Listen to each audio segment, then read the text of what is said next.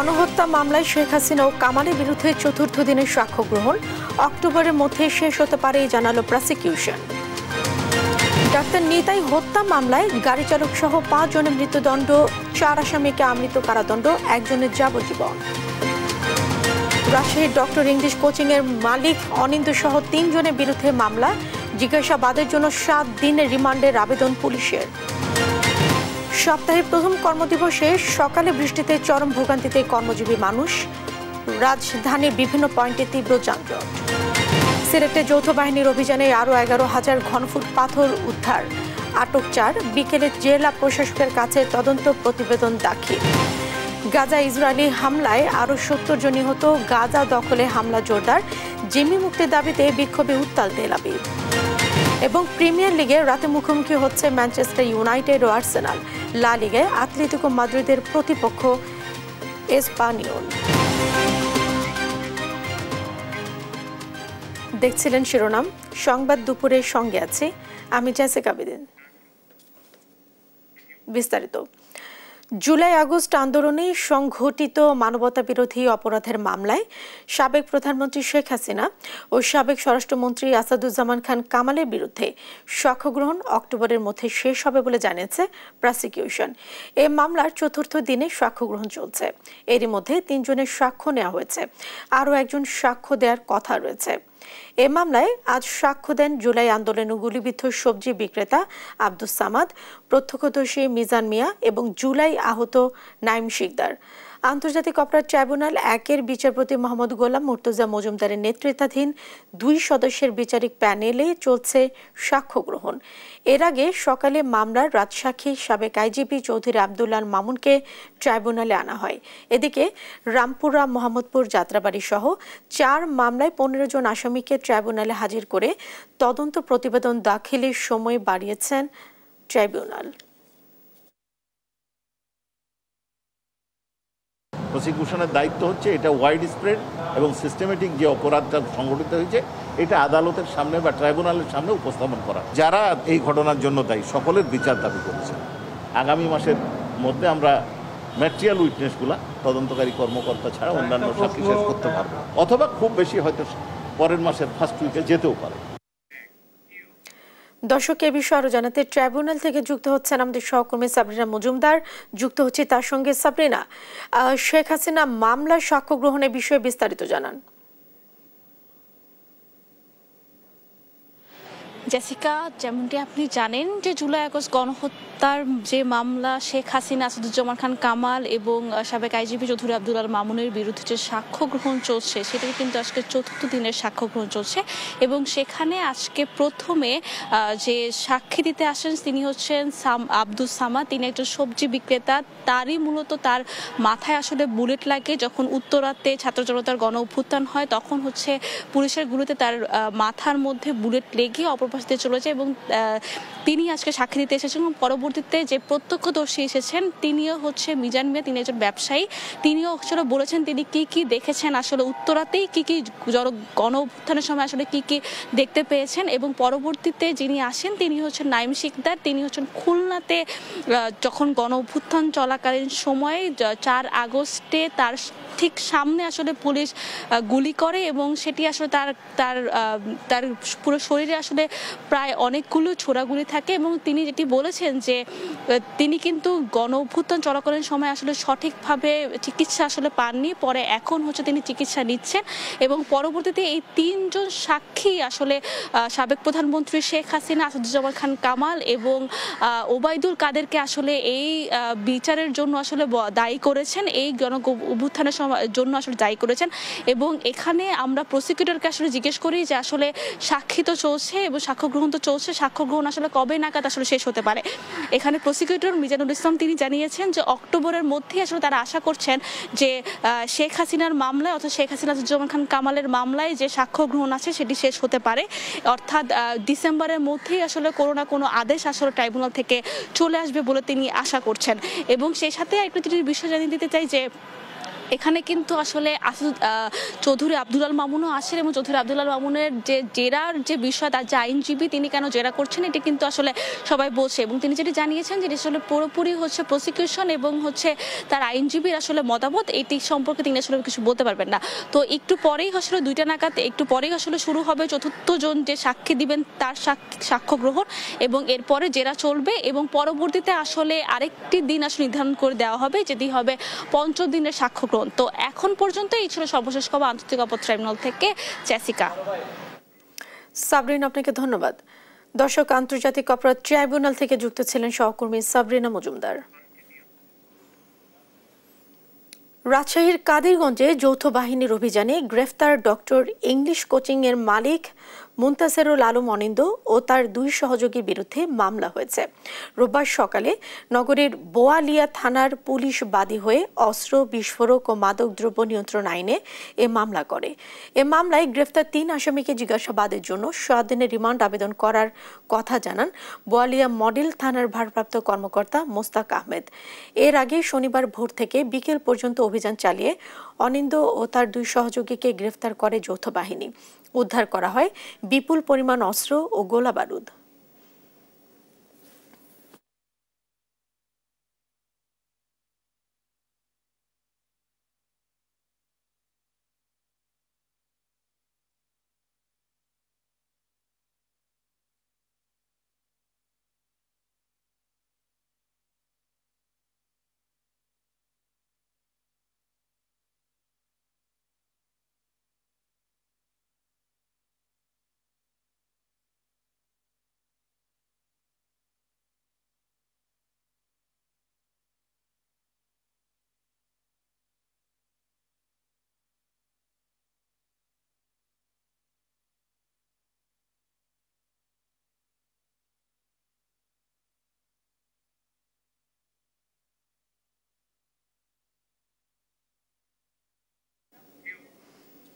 দর্শক, এ নিয়ে আরো জানাতে সরাসরি যুক্ত হচ্ছেন সহকর্মী কাজী শাহেদ। আমরা যুক্ত হচ্ছি তার সঙ্গে। শাহেদ, আসামিদের আদালতে নেওয়া হয়েছে কিনা, আর অস্ত্র ও গোলা বারুদ নিয়ে কি বলছে পুলিশ?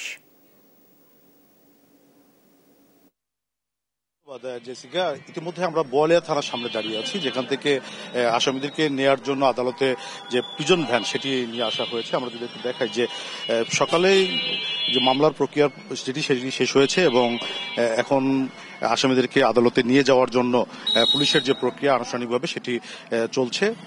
পুলিশের পক্ষ থেকে যেটি জানানো হয়েছে, এইখান থেকে তাদেরকে আদালতে সোপর্দ করা হবে এবং যে মামলাটি হয়েছে মাদকদ্রব্য, অস্ত্র এবং বিস্ফোরক আইনে, সেই মামলার তাদেরকে গ্রেপ্তার দেখানো হয়েছে এবং সেই মামলাতে 7 দিনের রিমান্ডের আবেদন জানানো হবে বলে পুলিশের পক্ষ থেকে জানানো হয়েছে। আমরা যতটুকু জানি যে ইতিমধ্যেই পুলিশের পক্ষ থেকে আসামিদেরকে নিয়ে আসার যে প্রক্রিয়া সেটি চলছে এবং তার স্বজনরাও আজকে সকালবেলা থেকে থানার মধ্যে এসছেন। এবং আমরা যদি একটু দেখানোর চেষ্টা করি যে পুলিশের পক্ষ থেকে আসামিদেরকে নিয়ে আসা হচ্ছে এবং প্রিজন ভ্যানে করেই আদালতে নেওয়া হবে।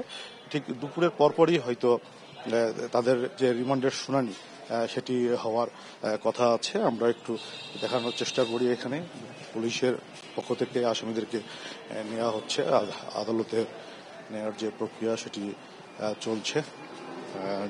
অনিন্দ এবং তার যে 2 সহযোগী তাদেরকে এখানে নেওয়া হচ্ছে আদালতে পুলিশের প্রহরায় এবং তার বিরুদ্ধে একটি মামলা হয়েছে বলে পুলিশের পক্ষ থেকে এখন পর্যন্ত জানানো হয়েছে। এবং আমরা যদি দেখি যে পুলিশের বোয়ালিয়া থানার যিনি পরিদর্শক তদন্ত আছেন, তার নেতৃত্বে মূলত এই আসামিদেরকে নেওয়ার যে একটা প্রক্রিয়া সেটি চলছে। গতকাল ভোর থেকে পুলিশ নগরীর কাদিরগঞ্জ এলাকায় অভিযান চালিয়ে 3 আসামিকে গ্রেপ্তার করে এবং আমরা যদি দেখি যে এখানেও পুলিশ তাদের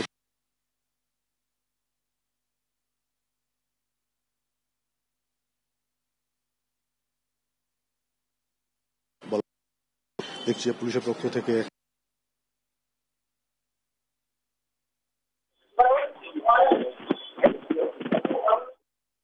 প্রিজন ভ্যানে তোলার প্রক্রিয়া সেটি চলছে এবং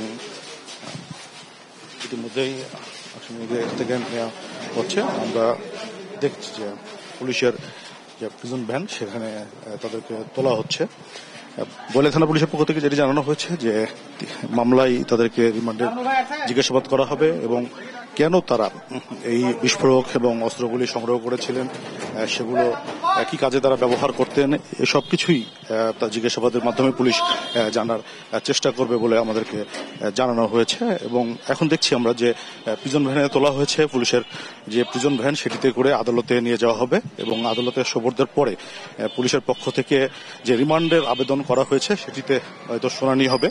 শুনানির পরে হয়তো আমরা বলতে পারবো যে আসলে আদালত কয়দিনের রিমান্ড মঞ্জুর করেছেন এবং পরবর্তীতে কি প্রক্রিয়া পুলিশ তাদেরকে জিজ্ঞাসাবাদ করবে, সেখান থেকে কি কি তথ্য যায় সেটি হয়তো আমরা জানতে পারবো।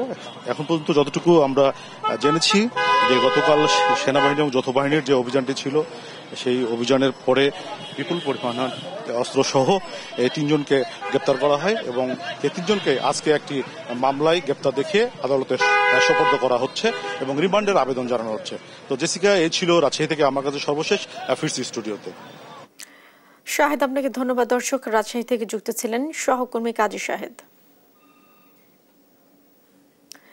ডাক্তার নিতাই হত্যার ঘটনায় গাড়ি চালক সহ 5 আসামিকে মৃত্যুদণ্ড দিয়েছেন আদালত। এছাড়া 4 আসামিকে আমৃত্যু কারাদণ্ড ও 1 জনকে যাবজ্জীবন কারাদণ্ড দিয়েছেন আদালত। রোববার ঢাকার বিশেষ জজ আদালত 10-এর বিচারক মোহাম্মদ রেজাউল করিম এই রায় দেন। মৃত্যুদণ্ড প্রাপ্তরা হলেন কামরুল, বকুল মিয়া, মিন্টু, হাসান মিজি, সাইদ ব্যাপারী ওরফে আবু সাইদ। আমৃত্যু কারাদণ্ড প্রাপ্তরা হলেন সাইদুল পেদা মাসুম, আবুল কালাম ও ফয়সাল। যাবজ্জীবন কারাদণ্ডপ্রাপ্ত আসামি হলেন রফিকুল ইসলাম। 2013 সালের 23 আগস্ট রাতে মহাখালীতে হাসপাতালে আবাসিক এলাকায় নিজের বাসায় খুন হন বক্ষব্যাধি চিকিৎসক ডাক্তার নিতাই।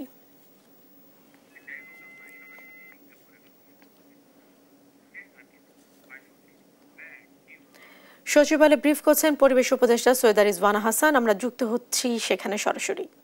উপদেষ্টা পরিষদে আছি, তাদের সাথে এই পার্টির আসলে কোন রকমেরই কোনো সম্পর্ক নেই। কখনো কখনো আমরা শুনি যে আমরা বড় রাজনৈতিক একটা দলের কথা শুনে সব করে ফেলতেছি, আবার শুনি আমরা কিংস পার্টির কথা শুনে সব করে ফেলতেছি, আবার শুনি আমরা ইসলামী পার্টির কথা শুনে সব কিছু করে ফেলতেছি। যে যার রাজনৈতিক অবস্থান থেকেই কথা বলে, কিন্তু সরকার সরকারের মতন আলাপ আলোচনা করেই সিদ্ধান্ত করে। এখনো পর্যন্ত সরকারের মধ্যে দেশের রাজনৈতিক দল এনসিপি বিএনপির ভিতরে একটা অদৃশ্য একটা দ্বন্দ্ব দেখা যাচ্ছে এবং কথা বলছে বিএনপিও এনসিপি নিয়ে এনসিপির কথা বলছে। একবার বলছে যে গতকাল তো এনসিপির একটা বলছে যে প্রধান উপদেষ্টা লন্ডনে গিয়ে সিদ্ধান্ত নিয়েছে। এই বিষয়গুলো নির্বাচনের আগে দেশের রাজনৈতিক পরিস্থিতি এখন এটা এখন অবাধ বাক স্বাধীনতার সময় আছি তো আমরা, যার যেরকম মন চায় সে সেরকম বলছে। তার রাজনৈতিক অবস্থানে কোনো একটা কিছু সুটেবল হলে সে একরকম বলছে, সুটেবল না হলে সে আরেক রকম বলছে। আমাদের পক্ষ থেকে ব্যাখ্যা আসার কোনো প্রয়োজন নাই। রাজনৈতিক দলগুলো তাদের কথা বলবে, তাদের মতামত দেবে, তাদের পারসেপশন দেবে। এটা তো সরকারের সবকিছুতে মতামত দেওয়ার কোনো প্রয়োজন নাই। এই সরকারের সময়টা খুব সীমিত। এই সীমিত সময়ের মধ্যে আমরা কোন কোন জায়গায় সংস্কার করছি একেবারে ট্রান্সপারেন্ট ওয়েতে আমরা করছি, এবং সেটা সংস্কার যে আমরা করে ফেলছি তা না। একদম রাজনৈতিক ঐক্যমত নিয়ে রাজনৈতিক ব্যাপারগুলোতে সংস্কার হচ্ছে। অরাজনৈতিক ব্যাপারগুলোতে এভরিডে কাজে ডেভেলপমেন্টে যে মন্ত্রণালয় সংস্কারগুলো করছে সেগুলো সবই ট্রান্সপারেন্ট। কোনো রাজনৈতিক ব্যাখ্যার মধ্যে সরকার ঢুকতেও চাচ্ছে না, এটা সরকারের কাজও না। আমার একটা নির্বাচনের দাবি উঠছে, মানে একটা দলও করেছে, এবং সরকারের অবস্থান কি আসলে সরকার তো যে নির্বাচনের কথা বলেছে সেটা এখন যে নির্বাচন ব্যবস্থা আছে, এখন যে নির্বাচনের আকাঙ্ক্ষা সেটা নিয়েই বলছে। সব রাজনৈতিক দল কোনো সময় যদি এক হয়ে যায় সেই সময় কি হবে সেটা যদির কথা আমরা যদি পর্যন্তই রাখি, এটা আমাদের এটা নিয়ে আলোচনা করার সুযোগ নেই। আমার একটা প্রশ্ন ছিল, সিলেটের সাদা পাথর নিয়ে আমার প্রশ্নটা ছিল। আমরা জানি যে আপনারা সাদা পাথর লুট হওয়ার পরে পুনরায় আবার প্রতিস্থাপন করেছে, কিন্তু যখন পাথরগুলো চুরি করে নিয়ে গিয়েছিল সংশ্লিষ্ট যে এখানকার যে ইউনো আছে, এসিলেন্ট আছে, তারা বিষয়ে অবগত আছেন এবং তাদের সামনে এটা হয়েছে, তখন কোনো ব্যবস্থা নেই। এই যে দায়িত্ব অবহেলার কারণে তাদের বিরুদ্ধে আপনারা কোনো ব্যবস্থা নেবেন কিনা? আমার গ্রামের বাড়ি হচ্ছে সুনামগঞ্জে, পাশাপাশি অনেক নদী আছে, যে জাদুকাটা, আমাদের জাদুকাটা, হ্যাঁ, এগুলো হচ্ছে যে বালু যে উত্তোলন করা হয়, সংশ্লিষ্ট ইউনোরা কিন্তু জানে, এসিলেন্টরা কিন্তু জানে, ওদেরকে বলার পরে কিন্তু অভিযানে কিন্তু এখানে যায় না। আপনার প্রশ্নের সাথে একটু সম্পর্ক করে, সেটা হলো আপনি যখন চেয়ারের ওই পাশে ছিলেন তখন এই সাদা পাথর নিয়ে অনেক বক্তব্য আপনি দিয়েছেন এবং সরকারের সেটা বিপক্ষ গিয়েছে, নানান সময় আপনি এর জন্য হেনস্থা স্বীকার করছেন। সেক্ষেত্রে যখন এই চেয়ারে বসলেন, আপনার সময় 1 বছরের ভিতরে এইটা নেওয়ার জন্য আপনার কি পদক্ষেপ ছিল? সবাই আপনাকে খুঁজেছে, এই সবাই বিদেশে ছিলেন যখন এই নিউজটা আসলো? আচ্ছা, যারা খুঁজেছে তারা আমাকে বিদেশে ধরে ফেলেছে। আমি কিন্তু বিদেশে থেকে 2টা টেলিভিশন চ্যানেলে সাক্ষাৎকার দিয়েছি। আপনি ঠিক মতন খুঁজেন নাই, তাই জন্য আপনি পান নাই। আপনি কিন্তু আমাকে একটা মেসেজ দিয়ে মেসেজটা আবার ডিলিটও করে দিয়েছেন। সেটা দর্শক, এতক্ষণ আমরা পরিবেশ উপদেষ্টা সৈয়দা রিজওয়ানা হাসানের বক্তব্য শুনছিলাম। সপ্তাহের প্রথম কর্মদিবসে সকালে ঝরেছে মুষলধারে বৃষ্টি। এতে ভোগান্তিতে পড়েন নগরবাসী। শুধু বৈরী আবহাওয়াই নয়, এর সঙ্গে যুক্ত হচ্ছে নিত্যদিনের যানজট। এতে সময় মতো কর্মস্থলে যেতে বেগ পেতে হয় কর্মজীবীদের। রাজধানীর সড়ক ব্যবস্থার দীর্ঘমেয়াদী উন্নয়ন ছাড়া দুর্ভোগ থেকে মুক্তি পাওয়া কঠিন বলে মনে করেন সাধারণ মানুষ। ফাহিম ইউসুফের রিপোর্ট। রাজধানীতে ভোরের মেঘাচ্ছন্ন আকাশে রোববার সকাল থেকেই অঝোরে ঝরে বৃষ্টি, আবার বেলা বাড়তেই দেখা মেলে রোদের তীব্রতা। কর্মব্যস্ত ঢাকায় সাধারণ মানুষ পড়ে ভোগান্তিতে। স্কুলগামী শিক্ষার্থী সহ অফিসগামী মানুষের দুর্ভোগ পৌঁছে চরমে।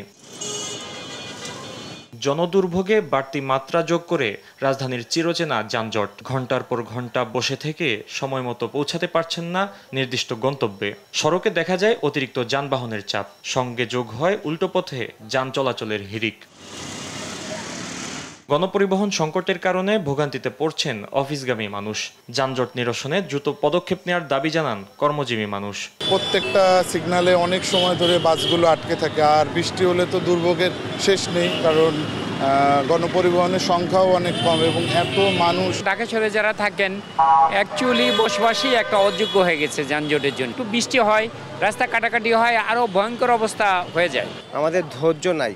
যদি আমাদের যেহেতু রোড 1 ওয়ে 2 ওয়ে আছে, যদি আমরা যারা ড্রাইভার বা আছি যারা ড্রাইভিং করছে, তারা যদি মানসিকতা থাকে যে আমি ধীরে সুস্থে 1 লেনে চালাবো, তাহলে যানজটটা একটু কম হয়। যারা ড্রাইভিং করছে এবং যারা আমরা গাড়ি চড়ছে, আমাদের সবারই ট্রেনিংয়ের প্রয়োজন। স্বল্প বৃষ্টিতে রাজধানীর সড়কে সৃষ্ট যানজট সমাধানে দীর্ঘমেয়াদী পদক্ষেপই পারে স্থায়ী সমাধান করতে বলে মত জনসাধারণের।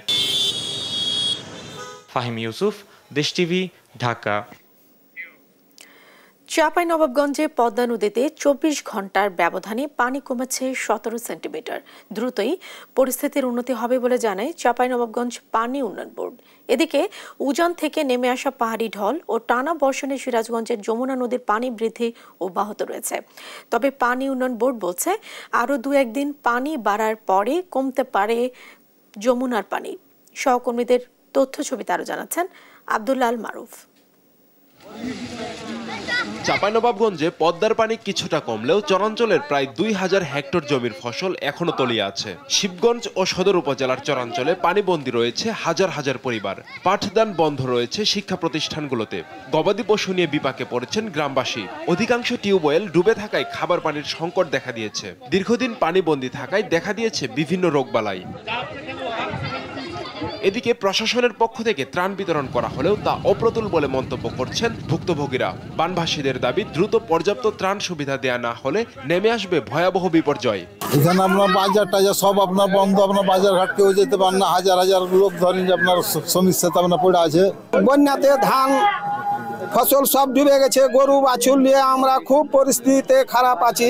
আমাদের কেউ সহযোগিতা করবেন নাই। বাড়ি ঘরে পানি করতে উঠে গেছে। এদিকে যমুনার সিরাজগঞ্জ শহর পয়েন্টে 7 সেন্টিমিটার ও কাজীপুর পয়েন্টে 4 সেন্টিমিটার পানি বেড়েছে। একই সঙ্গে জেলার অন্যান্য নদ নদীর পানিও বাড়তে শুরু করেছে। পানি প্রতিবাহিত ওঠে নাই, কিন্তু 5 ফিট পানি উঠলে সবাই মোটামুটি পানি উঠে যাবে। এর চেয়ে যদি 2-4-10 সেন্টিমিটার পানি বেশি হয় তাহলে মানুষের ঘর বাড়িতে পানি উঠবে, হয়তো গবাদি পশু নিয়ে মানুষ আশ্রয় কেন্দ্রে দৌড়াদৌড়ি করবে। বন্যা মোকাবেলায় সিরাজগঞ্জ জেলা প্রশাসনের পক্ষ থেকে রাখা হয়েছে প্রস্তুতি। মজুদ রয়েছে 2800 প্যাকেট শুকনো খাবার, নগদ 18 লাখ টাকা ও ঢেউটিন। আব্দুল্লাহ আল মারুফ, নিউজ ডেস্ক, দেশ টিভি। রোহিঙ্গাদের নিয়ে কক্সবাজারে অনুষ্ঠিতব্য সম্মেলনে স্থায়ী ও প্রকৃত সমাধান বের করার বড় সুযোগ হিসেবে দেখছেন জাতীয় নিরাপত্তা উপদেষ্টা খলিলুর রহমান। সকালে রাজধানী ফরেন সার্ভিস একাডেমিতে কূটনীতিকদের ব্রিফ শেষে একথা বলেন তিনি। আগামী 25 আগস্ট কক্সবাজারে অংশীজন সংলাপ রোহিঙ্গা পরিস্থিতি নিয়ে উচ্চ পর্যায়ের সম্মেলনে আলোচনার জন্য প্রাপ্ত বার্তা শীর্ষক একটি আন্তর্জাতিক সম্মেলন অনুষ্ঠিত হবে। এ নিয়ে ঢাকায় থাকা কূটনীতিকদের সকালে ব্রিফ করেন জাতীয় নিরাপত্তা উপদেষ্টা। ব্রিফিংয়ে যুক্তরাজ্য, যুক্তরাষ্ট্র, চীন, ইউরোপীয় ইউনিয়ন সহ দেশ এবং জোট মিলে 50টি মিশনের প্রতিনিধিরা উপস্থিত ছিলেন। পররাষ্ট্র মন্ত্রণালয়ের নির্দেশে বিদেশে বাংলাদেশ মিশন ও দূতাবাস থেকে রাষ্ট্রপতি মোহাম্মদ শাহাবুদ্দিনের অর্ধশতাধিক ছবি সরানো হয়েছে। শুক্রবার এই নির্দেশ দেওয়া হয়। এতে সব মিশনকে সরাসরি নির্দেশ না দিয়ে কয়েকজনকে নির্দেশ দেওয়া হয়েছে এবং তাদের বলা হয়েছে অন্য মিশন প্রধানদের জানিয়ে দেওয়ার জন্য। তবে লিখিত বা ইমেইলের কোনো আদেশ এমন নির্দেশনা দেওয়া হয়নি। টেলিফোনে কূটনৈতিক মিশন, কনসুলেট, কূটনীতিকদের অফিস ও বাসভবন থেকে রাষ্ট্রপতি মোহাম্মদ শাহাবুদ্দিনের ছবি সরানোর এমন নির্দেশনা দেয় পররাষ্ট্র মন্ত্রণালয়। এরই ধারাবাহিকতায় ইতিমধ্যে বিদেশে বাংলাদেশের মিশন ও দূতাবাস থেকে রাষ্ট্রপতির অর্ধশতাধিক ছবি সরানো হয়েছে। এছাড়াও অবশিষ্ট মিশনগুলো থেকে রাষ্ট্রপতির ছবি সরানোর নির্দেশ দেওয়া হয়েছে।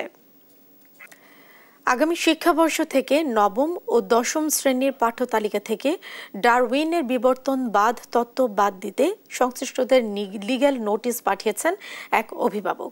রোববার সকালে জনস্বার্থে মোহাম্মদ আরিফ নামে এক অভিভাবকের পক্ষে সুপ্রিম কোর্টের আইনজীবী ব্যারিস্টার এম সরওয়ার হোসেন, শিক্ষা উপদেষ্টা, শিক্ষা সচিব ও এনসিটিবি চেয়ারম্যান বরাবর এই লিগ্যাল নোটিশ পাঠান।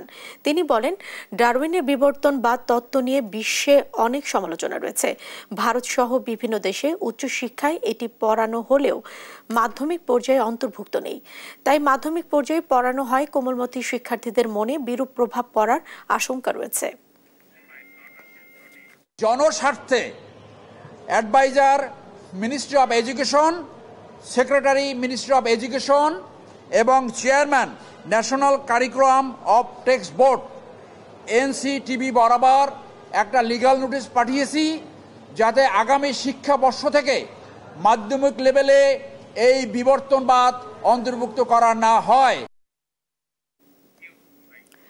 মিডিয়া থাকায় স্মারকলিপি নিতে অপারগতা প্রকাশ করেছে মাইলস্টোন কর্তৃপক্ষ। এমন অভিযোগ করেছেন যুদ্ধবিমান দুর্ঘটনায় নিহত ও আহত পরিবারের অভিভাবকরা। দুপুরে মাইলস্টোন স্কুল অ্যান্ড কলেজ কর্তৃপক্ষের আলটিমেটাম উপেক্ষা করে এবং গণমাধ্যমে মিথ্যাচার ও অপপ্রচারের জবাব চেয়ে স্মারকলিপি দিতে এসে এ অভিযোগ করেন তারা। ভুক্তভোগীদের দাবি, 72 ঘন্টা পেরিয়ে গেলেও 2 শিক্ষককে অপসারণ করা হয়নি। কয়েকজন শিক্ষকদের বিরুদ্ধে কোচিং বাণিজ্যের অভিযোগও তোলেন অভিভাবকরা। 72 ঘন্টা পেরিয়ে যাওয়ার পরেও কেন 2 জন শিক্ষককে এখনো অপসারণ করা হয়নি? একজন শিক্ষক কেন আমাদের বাচ্চাদের বাপের গায়ে হাত তুললো? কেন তাকে অপসারণ করা হবে না? জবাব চাই। কেন কোচিং ব্যবসার মূল হোতা, তাকে কেন অপসারণ করা হবে না? এইটা জবাব চাই। মিডিয়া শুধু ফুটেজটা নিয়ে চলে যাবে, মিডিয়াকে উনি ফুটেজ দেবে না কোনোভাবেই স্মারকলিপি নেওয়ার। আর আমরা কেন মিডিয়া ছাড়া স্মারকলিপি দিতে চাইনি? কারণ ওনারা মিথ্যাচার করে। ওনারা কালকে বলবে যে না, আমরা তো কোনো স্মারকলিপি পাই নাই। ওনারা প্রত্যেকটা বিষয় কিন্তু মিথ্যাচার করে। তো ওনারা যাতে আর মিথ্যাচার না করে, এই জন্য আমরা মিডিয়ার সামনে স্মারকলিপি দিতে চেয়েছিলাম। আর ওনারা মিডিয়ার সামনে স্মারকলিপি নেবে না। ঋণের নামে 12 কোটি টাকা আত্মসাতের অভিযোগে বেসিক ব্যাংকের সাবেক চেয়ারম্যান শেখ আব্দুল হাই বাচ্চু সহ 9 জনের বিরুদ্ধে মামলা করেছে দুদক। দুদকের উপপরিচালক সুমিত্রা সেন বাদী হয়ে এই মামলাটি করেন। আসামিদের মধ্যে আছেন ব্যাংকের সাবেক পরিচালক জাহাঙ্গীর আকন্দ সেলিম, বিজয় ভট্টাচার্য, প্রফেসর ডক্টর কাজী আক্তার হোসেন, মোহাম্মদ আনোয়ারুল ইসলাম, নীলুফার আহমেদ, সাবেক এজিএম গোলাম ফারুক খান এবং বেলায়েত নেভিগেশন কোম্পানির মালিক গাজী বেলায়েত হোসেন মিঠু ও তার স্ত্রী নাহিদ আক্তার। এজাহারে বলা হয়েছে, পরস্পর যোগসাজশে 2010 সালে বেলায়েত নেভিগেশন নামে একটি হিসেব খোলার পর কোনো সহায়ক জামানত না দিয়ে কেবল 4টি প্রস্তাবিত কার্গো ভেসেলকে মর্টগেজ দেখিয়ে 12 কোটি 28 লাখ টাকা তুলে নেয় আসামিরা।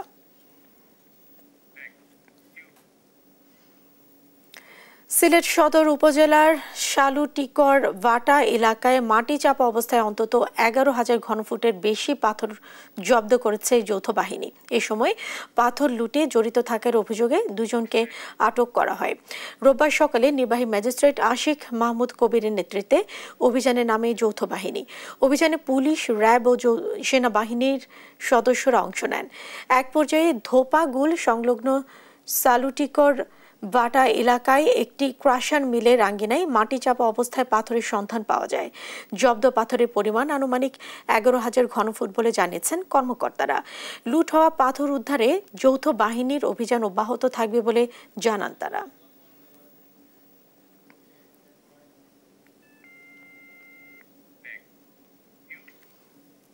জাহাঙ্গীরনগর বিশ্ববিদ্যালয়ের আবাসিক হলগুলো থেকে ছাত্রত্ব শেষ হওয়া শিক্ষার্থীদের এখনও বের করতে পারেনি বিশ্ববিদ্যালয় প্রশাসন। গেল শনিবার রাতে কামাল উদ্দিন হলে অভিযানে এলে তোপের মুখে পড়ে ফিরে যান বিশ্ববিদ্যালয়ের প্রক্টর অধ্যাপক ডক্টর AKM রশিদুল আলম। পরে রোববার সকালে 10টা পর্যন্ত সময় বেঁধে দেওয়া হলেও দুপুর পর্যন্ত কাউকে হল ছাড়তে দেখা যায়নি। প্রশাসনের পক্ষ থেকেও চোখে পড়েনি কোনো তৎপরতা। মূলত 11 সেপ্টেম্বর জাকসু নির্বাচন সামনে রেখে বিশ্ববিদ্যালয় ও আবাসিক হলে পরিবেশ স্থিতিশীল রাখতে ছাত্রত্ব শেষ হওয়া শিক্ষার্থীদের হল থেকে বের করতে উদ্যোগ নেয় জাবি প্রশাসন।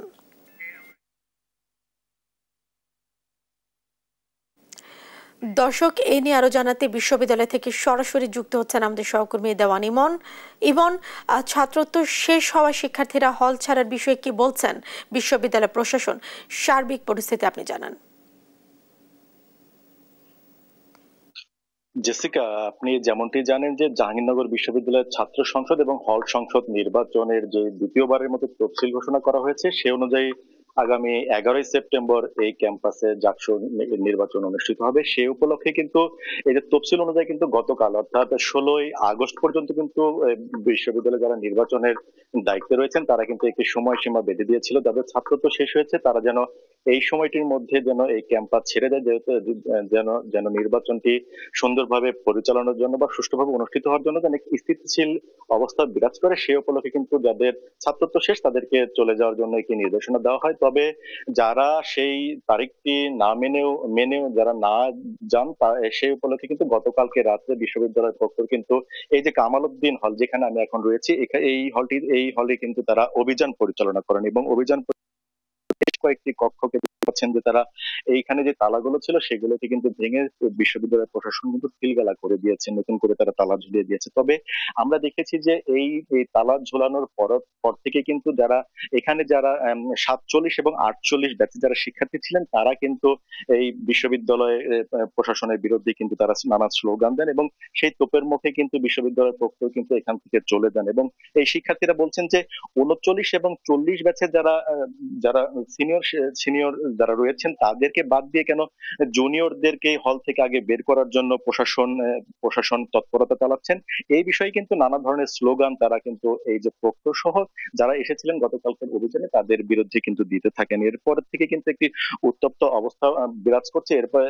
এরপর প্রশাসন কিন্তু তাদেরকে উদ্দেশ্য করে আজকে সকাল 10টা নাগাদ কিন্তু একটি সময়সীমা বেঁধে দিয়েছিল যেন এই সময়ের মধ্যে যেন যাদের ছাত্রত্ব শেষ তারা যেন ক্যাম্পাস থেকে চলে যান। তবে আমরা যেটি দেখেছি যে এখন পর্যন্ত এখন কিন্তু দুপুর গড়িয়ে গেছে, তবুও কিন্তু কাউকে কিন্তু আমরা এখনো পর্যন্ত দেখিনি যে এখানে ছেড়ে যেতে। আমরা যে কামাল উদ্দিন হলটা আমরা ঘুরলাম, এখানে বেদিত সবগুলো হলেই কিন্তু যাদের ছাত্রত্ব শেষ তারা কিন্তু এখানে রয়েছেন। এছাড়াও আমরা দেখেছি, আমরা কথা বলার চেষ্টা করেছিলাম বিশ্ববিদ্যালয় প্রশাসনের সাথে, তারা এই বিষয়টি নিয়ে একটি মিটিং করছেন প্রশাসনিক ভবনে, সেই কারণে তাদের মন্তব্যটা বা পরবর্তী তারা কি সিদ্ধান্তে যাবেন সেই বিষয়টি আমাদের এখনো পর্যন্ত তাদের কাছ থেকে জানা হয়নি। তো এই ছিল জেসিকা জাহাঙ্গীরনগর বিশ্ববিদ্যালয়ের যে ছাত্র সংসদ নির্বাচন উপলক্ষে যে যাদের ছাত্রত্ব শেষ তাদেরকে যে বের করে দেওয়ার বা প্রশাসন বা বর্তমান যে পরিস্থিতি হলো সেটি সর্বশেষ।